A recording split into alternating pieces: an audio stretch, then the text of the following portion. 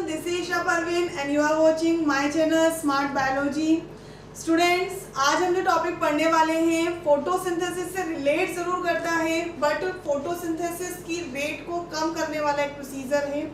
उससे पहले स्टूडेंट्स, आप मेरी क्लासेस को, मेरे वीडियोस को ज़रूर लाइक करें, शेयर करें एंड सब्सक्राइब करें, और जो भी अपडेट्स आपको चाहिए उसके लिए बेल आइकन पर ज़रूर क्लिक करें। अगर आपको किसी भी तरह का डाउट है तो आप मुझे कमेंट सेक्शन में बताएं एंड प्लीज़ इसी तरह से सपोर्ट देते रहें। तो स्टूडेंट्स, आज का जो हमारा टॉपिक है ये होगा फोटो रेस्पिरेशन या प्रकाश श्वसन। हम अभी तक फोटोसिंथेसिस, प्रकाश संश्लेषण पढ़ रहे थे। अब उसी से रिलेटेड एक और टॉपिक है जो है फोटो रेस्पिरेशन, प्रकाश श्वसन। देखें, फोटो रेस्पिरेशन, प्रकाश श्वसन होता क्या है। यहाँ पर आप देख रहे हैं दो टर्म्स आपको साथ में नजर आ रही है, फोटो एंड दूसरा क्या है, रेस्पिरेशन। जब हमने फोटोसिंथेसिस, प्रकाश संश्लेषण पढ़ा तो हमने बात की फोटो मीन्स क्या होता है, लाइट मीन्स प्रकाश। तो प्रकाश की उपस्थिति में, लाइट की प्रेजेंस में जब प्रोसेस फॉर्मेशन की ना हो बल्कि किसकी हो, रेस्पिरेशन की हो, श्वसन की हो। और श्वसन का मतलब क्या होता है, ऑक्सीडेशन होना। क्या होगा, श्वसन मीन्स ऑक्सीडेशन या फिर ऑक्सीकरण होना। तो जब प्रोसीजर किसकी होती है, ऑक्सीकरण की होती है, तो इसको हम क्या बोलते हैं, फोटो रेस्पिरेशन या प्रकाश श्वसन। This is also called photosynthetic carbon oxidation cycle, प्रकाश संश्लेषी कार्बन ऑक्सीकरण चक्र। प्रकाश संश्लेषी इसलिए कहा बिकॉज जो फोटोसिंथेसिस की प्रोसेस हो रही है वहां पर फॉर्मेशन ना होकर क्या किया जा रहा है, ऑक्सीडेशन। तो आपको रेस्पिरेशन जब भी आ जाता है, चाहे वो फोटो रेस्पिरेशन हो या सेलुलर नॉर्मल रेस्पिरेशन, आपको याद रखना है प्रोसीजर क्या होगा, ऑक्सीडेशन का ही होगा। और ऑक्सीडेशन या ऑक्सीकरण का मीनिंग क्या होता है, ब्रेकडाउन। क्या कहलाता है, ब्रेकडाउन हो जाना, यानी कि टूट जाना या विखंडन हो जाना। तो यहाँ पर क्या होगा, जो कार्बनिक सब्सटेंसेस होते हैं उनका ऑक्सीडेशन होता है, but in the presence of light. हम जनरली रेस्पिरेशन पढ़ते हैं, रेस्पिरेशन पर लाइट का कोई इफेक्ट नहीं पड़ता है। जैसा रेस्पिरेशन हम करते हैं ऐसा ही रेस्पिरेशन प्लांट्स भी करते हैं। तो प्लांट्स हो या फिर कोई एनिमल हो, ह्यूमन हो, सबके अंदर रेस्पिरेशन सेम है। अब ऐसा तो नहीं होगा कि हम दिन के टाइम पर रेस्पिरेशन कर लें, रात में ऑक्सीजन ना लें। तो रेस्पिरेशन हमेशा होता है, बट अगर रेस्पिरेशन की जो प्रोसीजर है, ऑक्सीडेशन की जो प्रोसीजर है, उस पर लाइट का इफेक्ट पड़ रहा है, लाइट की प्रेजेंस में ही वो प्रोसीजर हो रहा है, तो उसे हम क्या कहते हैं, फोटो रेस्पिरेशन। होता क्या है, जब प्लांट्स के आसपास के एनवायरनमेंट में CO2 इंक्रीज हो जाती है, होता क्या है, जब प्लांट के आसपास के एनवायरनमेंट में CO2 कम हो जाती है और ऑक्सीजन क्या हो जाती है, बढ़ जाती है, तो उसकी वजह से ये जो ऑक्सीजन है किसकी प्रेजेंस में, लाइट की प्रेजेंस में, प्लांट पर क्या करती है, नेगेटिव इफेक्ट डालती है। एक नकारात्मक प्रभाव प्लांट के ऊपर पड़ेगा और ये नेगेटिव इफेक्ट क्या होगा, प्लांट के अंदर जो फोटोसिंथेसिस है, इस फोटोसिंथेसिस की रेट कम हो जाएगी। प्रकाश संश्लेषण की जो दर है इसके अंदर गिरावट आ जाएगी, डिक्रीमेंट होगा, मीन्स फोटोसिंथेसिस इनहिबिट हो जाएगा, संदमित हो जाएगा। ऐसा क्यों हुआ, बिकॉज यहाँ पर CO2 नहीं ले पा रहा है प्लांट, उसकी जगह पे किसको ले रहा है, ऑक्सीजन को ले रहा है। तो याद रखें एक चीज यहाँ पर, और हम यहाँ पे पढ़ रहे हैं कि जब फोटो रेस्पिरेशन होता है तो वो रिलेट करता है विद वारबर्ग इफेक्ट। इसके बारे में बताया है ऑटो वारबर्ग नाम के एक साइंटिस्ट ने। ये आपको याद रखना है, वारबर्ग, मेनली आपको ये याद रखना है, वारबर्ग ने बताया कि जब प्लांट के आसपास के एनवायरनमेंट में CO2 ज्यादा होती है तो CO2 क्या करती है, प्लांट पर इनहिबिटरी इफेक्ट डालती है। इस वर्ड को आपको जरूर याद रखना है, इनहिबिटरी इफेक्ट या संदमक प्रभाव।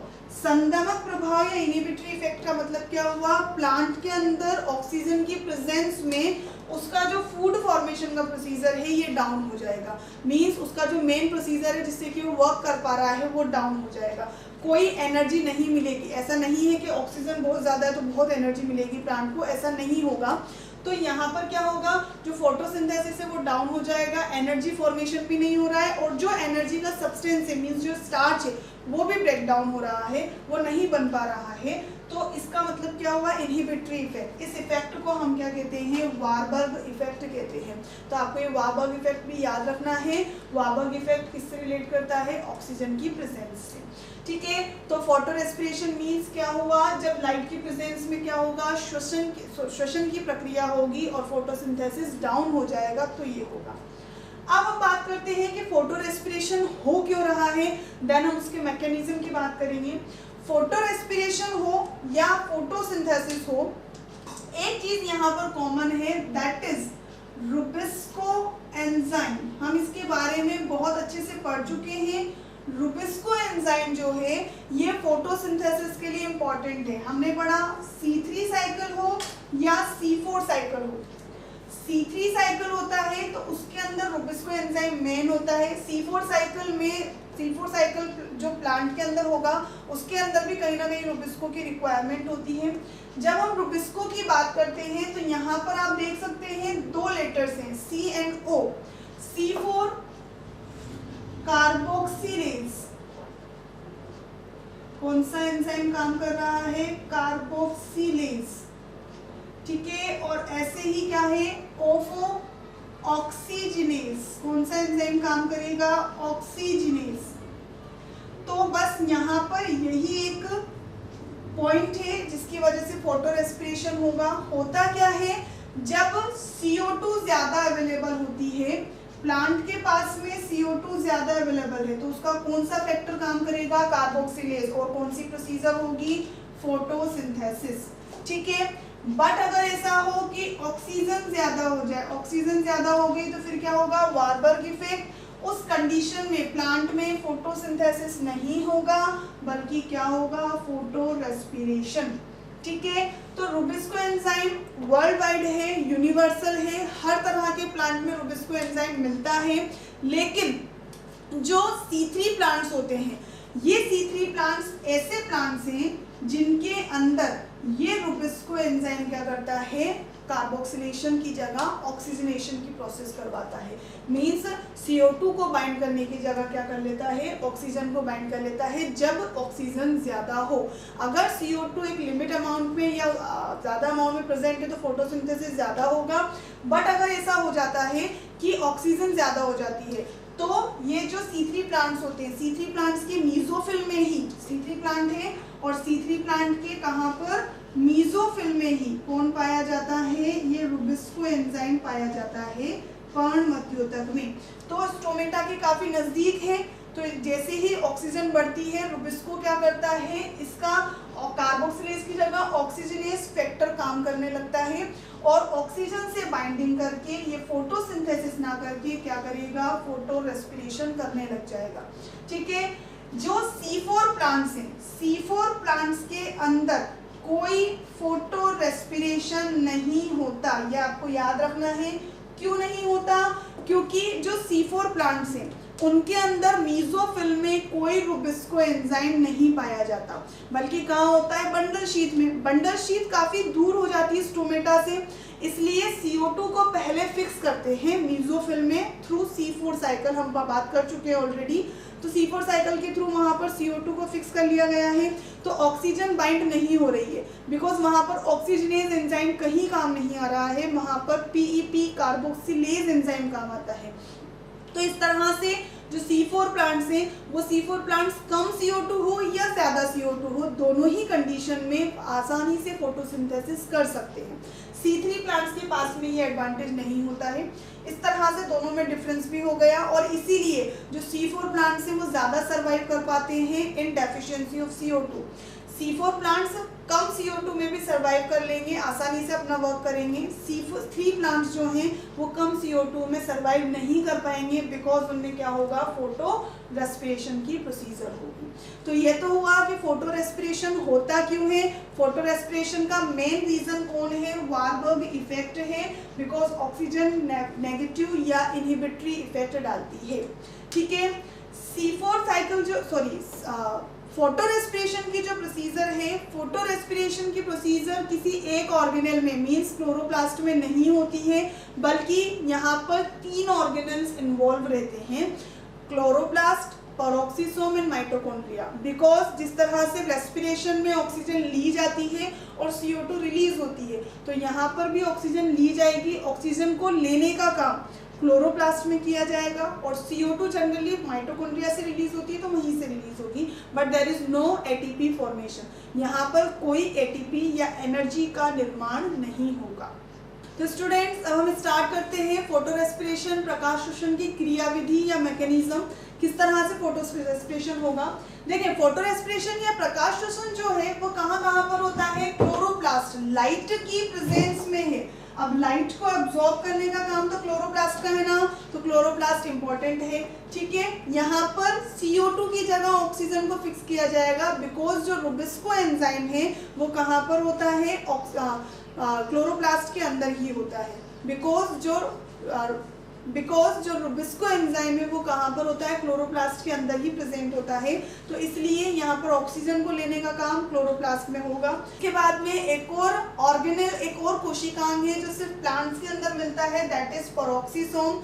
वैसे माइटोकॉन्ड्रिया जो है वो human cell, animal cell, plant cell सभी के अंदर प्रेजेंट होती हैं, लेकिन क्लोरोप्लास्ट एंड पेरोक्सिसोम्स ऐसे हैं जो सिर्फ कहाँ प्रेजेंट होते हैं, प्लांट सेल के अंदर प्रेजेंट होते हैं। इसी तरह से जो तीसरा ऑर्गेनेल होगा वो कौन होगा, माइटोकॉन्ड्रिया, बिकॉज CO2 को रिलीज करने का काम कौन करता है, माइटोकॉन्ड्रिया। तो इस तरह से 3 ऑर्गेनेल्स हैं। हम बात करते हैं प्रोसीजर की, कैसे प्रोसीजर होगा।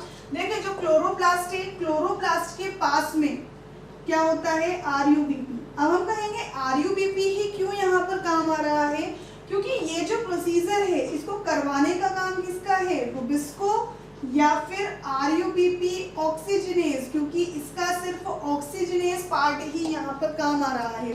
और RUBP ऑक्सीजनेज या फिर जो रुबिस्को है उसका सबस्ट्रेट कौन होगा, RUBP ही रहेगा, क्योंकि एक पर्टिकुलर सबस्ट्रेट, एक पर्टिकुलर क्रिया कारक के लिए उसका एंजाइम काम करता है।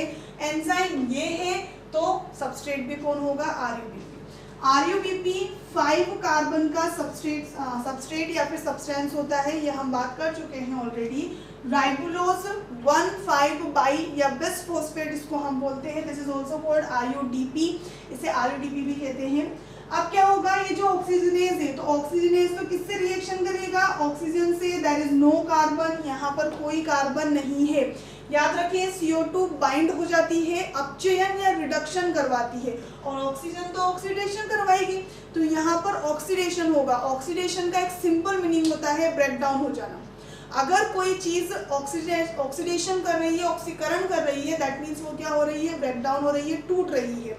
तो यहाँ पर ऑक्सीडेशन किसका हो रहा है, RUBP का, तो RUBP यहाँ पर ब्रेक डाउन हो जाएगा। 5 कार्बन इसके पास है, 3 2 के दो अलग अलग सब्सटेंस में ये डिवाइड हो जाएंगे। तो याद रखिए, जो RUBP है, जब ऑक्सीजन से उसका ऑक्सीडेशन होता है, यहाँ पर 2 कंपाउंड्स बनते हैं, एक बनता है PGA, जिसके बारे में हम जानते हैं, this is first stable compound of C3 चक्र का प्रथम स्थायी उत्पाद कौन होता है, PGA होता है, फोस्फोग्लिसरेट या फोस्फोग्लिसरिक एसिड। तो यहाँ पर इसका फॉर्मेशन होगा। इसके पास 3 कार्बन जाते हैं, C3 साइकिल में ये 2 बन रहे थे, यहाँ पर 1 ही बनेगा। तो जो दूसरा यहाँ पर सब्सटेंस बनता है वो कौन बनता है, फोस्फोग्लाइकोलेट। क्या बनेगा, फोस्फोग्लाइकोलेट। याद रखें, ये जो फोस्फोग्लाइकोलेट है इसके पास में होते हैं कितने कार्बन, 2 कार्बन। तो यहाँ से कुछ चीजें हमें मिलती हैं जो एग्जाम के लिए इम्पोर्टेंट है। पहली चीज कि इसके पास कार्बन कितने हैं, 2, और ये क्या है, इसका फर्स्ट स्टेबल प्रोडक्ट है। पीजीए जो है वो फर्दर यूज होगा, लेकिन जो ग्लाइकोलेट या फॉस्फोग्लाइकोलेट यहाँ बना है यही इंपॉर्टेंट है और इसी से आगे प्रोसीजर होता है। यही पेरोक्सिसोम में फिर माइटोकॉन्ड्रिया में जाएगा। तो फॉस्फोग्लाइकोलेट के पास कितने कार्बन है? 2 कार्बन। C3 साइकिल बोला बिकॉज 3 कार्बन थे। C4 बोला 4 कार्बन थे। ऐसे इसके पास कितने कार्बन है? 2 कार्बन, इसलिए इसको क्या कहते हैं? C2 cycle. ये आपको याद रखना है कि इसको क्या कहा जाता है? C2 cycle. ठीक है, यहाँ पर जो फॉस्फोग्लाइकोलेट बना है, ये फॉस्फोग्लाइकोलेट आगे रिएक्शन करेगा। रिएक्शन क्या करता है? ग्लाइकोलेट बनाता है। ग्लाइकोलेट या हम इसे ग्लाइकोलिक एसिड भी बोल सकते हैं। ये जो ग्लाइकोलेट बनेगा ये फॉस्फेटेज एंजाइम की प्रेजेंस में बनेगा। मैं आपको एंजाइम्स के नाम बताऊंगी लेकिन यहाँ लिख नहीं पाऊंगी, वरना ये आपको बहुत ज़्यादा मेसी हो जाएगा, समझ नहीं आएगा। तो ग्लाइकोलेट यहाँ पर बना। ग्लाइकोलेट क्यों बना? क्योंकि इसमें से रिलीज कर दिया गया है किसको? फॉस्फेट को, जिसे हम कहते हैं इनऑर्गेनिक फॉस्फेट। तो इनऑर्गेनिक फॉस्फेट रिलीज हुआ तो सिर्फ ग्लाइकोलेट बचा। किस एंजाइम की प्रेजेंस में? फॉस्फेटेज एंजाइम की प्रेजेंस में।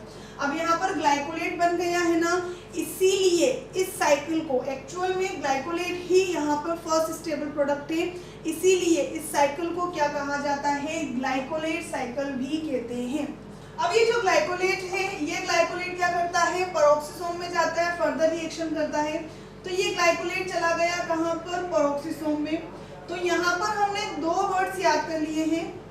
एक तो इस साइकिल को C2 साइकिल कहा। C2 साइकिल क्यों कहा? बिकॉज यहाँ पे फर्स्ट स्टेबल प्रोडक्ट ग्लाइकोलेट जो है वो 2 कार्बन का है। और इसको ग्लाइकोलेट साइकिल भी कहा क्योंकि यहाँ पर ग्लाइकोलिक एसिड या ग्लाइकोलेट बनता है फर्स्ट स्टेबल प्रोडक्ट। जो कंप्लीट प्रोसीजर है उसको कैरी करने का काम किसका होता है? ग्लाइकोलेट का होता है। ये ग्लाइकोलेट चला जाएगा पेरोक्सिसोम में, फर्दर रिएक्शन होगी। ये जो ग्लाइकोलेट है ये ग्लाइकोलेट रिएक्शन करता है अब किसके साथ में? ऑक्सीजन के साथ में। यहाँ पर भी ऑक्सीजन ली जाती है एंड इट फॉर्म्स ग्लाइऑक्सिलेट। क्या बनाता है? ग्लाइऑक्सिलेट। यहाँ पर ये जो ग्लाइऑक्सिलेट बना ये फर्दर रिएक्शन करेगा, लेकिन जब ग्लाइकोलेट ने ऑक्सीजन से रिएक्शन की तो ग्लाइऑक्सिलेट बना और साथ में एक और सब्सटेंस बनता है जिसे हम बोलते हैं H2O2, हाइड्रोजन पेरोक्साइड। ये जो H2O2 है ये एंजाइम ऑक्सीडेज, कौन सा एंजाइम है? ऑक्सीडेज। एंजाइम ऑक्सीडेज की प्रेजेंस में ब्रेक होगा and it forms H2O and oxygen. क्या बनाएगा? H2O बनाएगा और साथ में ऑक्सीजन भी बनाएगा। तो इस तरह से ऑक्सीजन वापस से रिवाइव हो जाएगी। ये जो ग्लाइऑक्सिलेट यहाँ पर बना है, ये ग्लाइऑक्सिलेट क्या करता है? एक इम्पोर्टेंट प्रोसीजर करता है जिसे हम बोलते हैं ट्रांस एमिनेशन। ये शायद आपने पढ़ा हो कभी, ट्रांस एमिनेशन या ट्रांस अमीनीकरण इसको कहते हैं हम।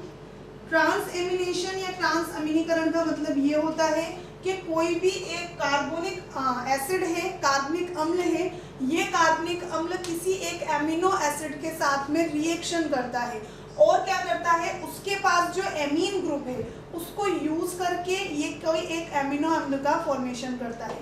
तो एक एमिनो एसिड से किसी दूसरे एमिनो एसिड का फॉर्मेशन होगा बाय ट्रांस एमिनेशन। तो वही चीज यहाँ पर भी होगी। ये जो ग्लाइऑक्सिलेट है ये ग्लाइऑक्सिलेट ट्रांस एमिनेशन करता है एंड इट फॉर्म्स ग्लाइसिन। क्या बनाता है? ग्लाइसिन। ग्लाइसिन एक बहुत सिंपलेस्ट एमिनो एसिड है जो कि प्लांट्स के अंदर या ऑर्गेनिजम्स के अंदर मिलता है। तो ग्लाइसिन बनेगा। ग्लाइसिन कैसे बनेगा? ग्लाइसिन के लिए ग्लूटामिक एसिड के एमीन ग्रुप को कौन ले लेगा? ये ग्लाइऑक्सिलेट। ग्लाइऑक्सिलेट ने जब एमीन ग्रुप को लिया देन इट फॉर्म्स ग्लाइसिन। तो इस तरह से यहाँ पर ग्लाइसिन का फॉर्मेशन होगा। यहाँ तक आई होप आपको समझ में आया हो कि क्लोरोप्लास्ट में ऑक्सीजन आई है, फिर फर्दर रिएक्शन होगी, ग्लाइकोलेट बना है, ग्लाइकोलेट से ग्लाइऑक्सिलेट, ग्लाइऑक्सिलेट से ग्लाइसिन बनेगा। ग्लाइसिन कैसे बनेगा? ग्लाइसिन जब ग्लाइऑक्सिलेट एमीन ग्रुप को एक्सेप्ट करता है, मींस उसका एमिनेशन होता है, अमीनीकरण होता है, तो ग्लाइसिन बनता है जो कि एक एमिनो एसिड है। तो यहाँ पर एमिनो एसिड्स का भी फॉर्मेशन होगा।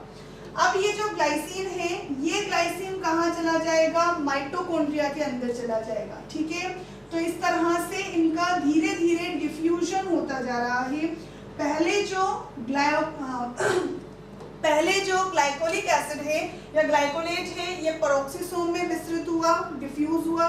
फिर यहाँ पे ग्लाइसिन बना, ये ग्लाइसिन कहाँ चला गया, माइटोकॉन्ड्रिया में डिफ्यूज हुआ, ग्लाइसिन चला गया।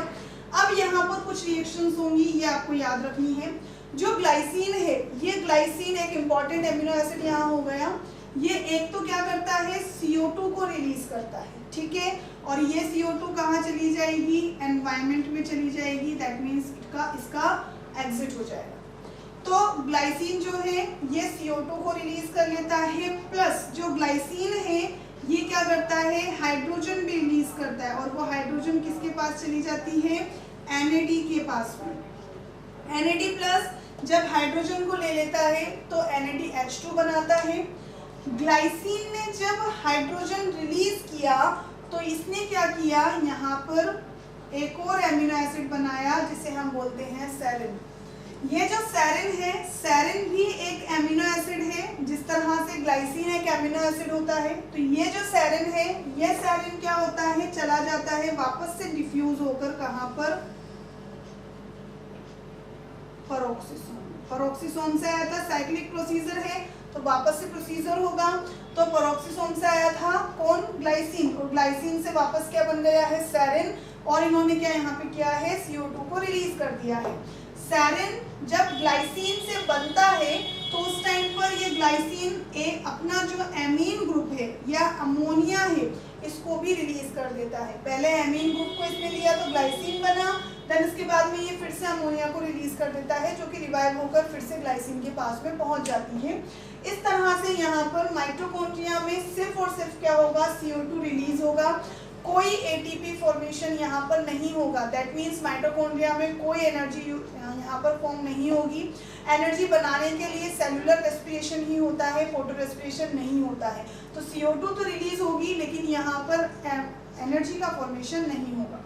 इस तरह से सेरिन बना है। अब ये फिर से क्या करता है, RUBP का फॉर्मेशन करेगा, एंड देन ये जो फोटो रेस्पिरेशन की प्रोसीजर है वो कंप्लीट हो जाती है। तो आप इसको थोड़ा फास्टली देखिए। सेरिन बन चुका है। ये जो सेरिन है, ये सेरिन आगे जाकर किसके अंदर चला जाता है, क्लोरोप्लास्ट में।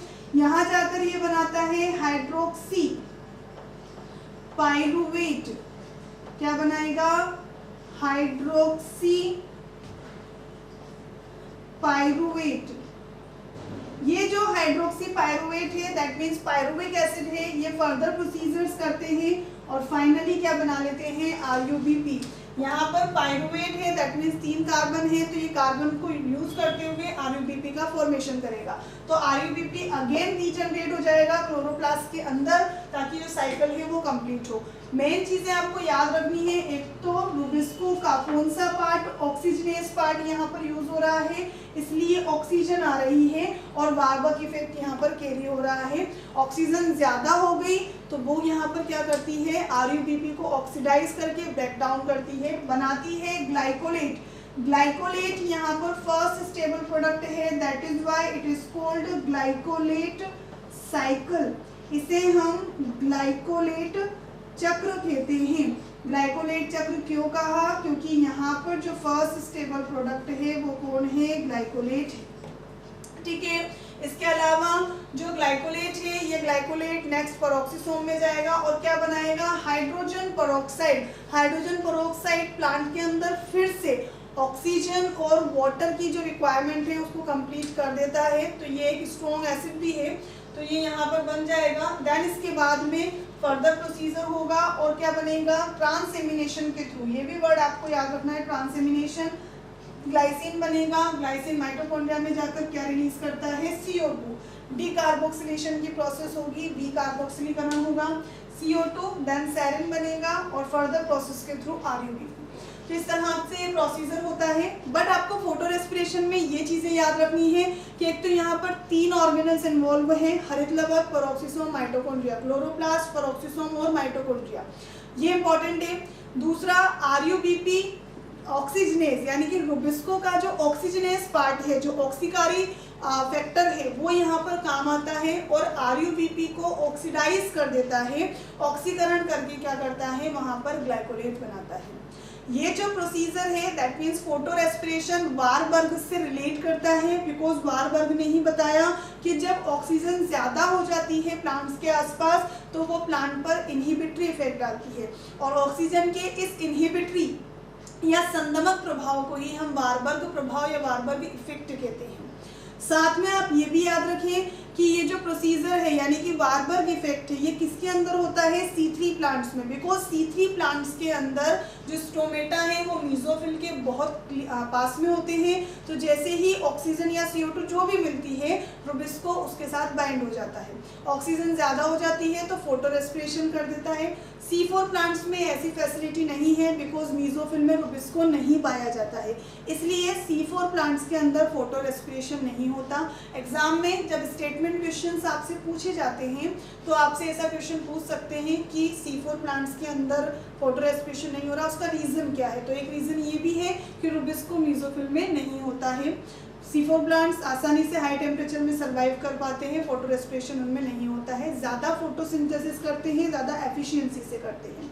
तो स्टूडेंट्स, इस तरह से हमारा फोटोसिंथेसिस से रिलेटेड जितनी भी चीज़ें हैं वो यहाँ पे कंप्लीट होती हैं। अगर आपको कोई भी डाउट है तो प्लीज़ आप मुझे कमेंट सेक्शन में ज़रूर बताएं, और प्लीज़ आप बताते रहें कि आपको मेरी क्लासेस समझ में आ रही हैं, नहीं आ रही हैं, या जो भी आपका फीडबैक है वो आप ज़रूर दें। इसी तरह से मुझे सपोर्ट देते रहिए और देखते रहिए मेरी classes. Thank you so much for watching.